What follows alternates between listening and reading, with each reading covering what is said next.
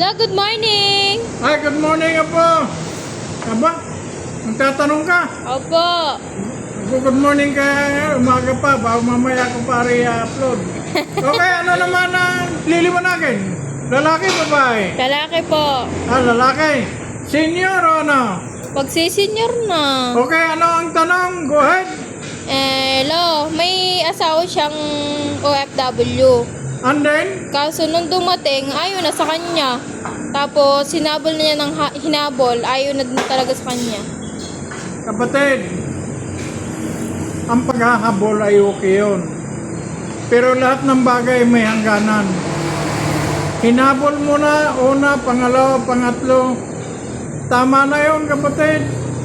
Lahat ng bagay may hangganan. Ang buhay natin may hangganan. Ang kasama may hangganan. Ang kabutihan, walang hangganan. Ngayon ay ayaw na sa'yo. Tama na, may hangganan yan. Mag-move on ka na. Ang iyong mga anak na lang ang intindihin mo. Lalo't medyo nagkakaedad na tayo. Maligaya ka na lang sa iyong mga anak na makikita mo na pag-aaral mo. At napalaki mo sila ng maayos.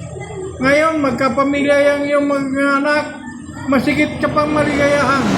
Lalo na pagka nagkaroon ka ng apo. Kalimutan mo na yung asawa mo.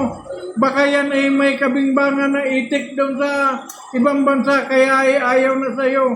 Marami kayo niyan mga apo. May karelasyong itik. Napamahal na sa itik. Nakakalimutan na nila ang kanilang totoong pamilya. Hindi ko lahat sinasabi na lahat ng OFW gayan. Pero marami gayon na nangyari. Pag-uwi si Mr. inaayawan na. Paano may itik na. Kaya Mr.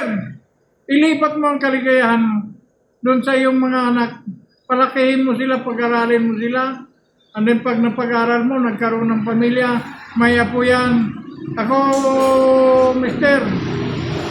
ay hinihintay ko na lang ako magkaapo. Maligaya na tayo. Huwag na abulin yung may hangganan. Yun lang, Mr.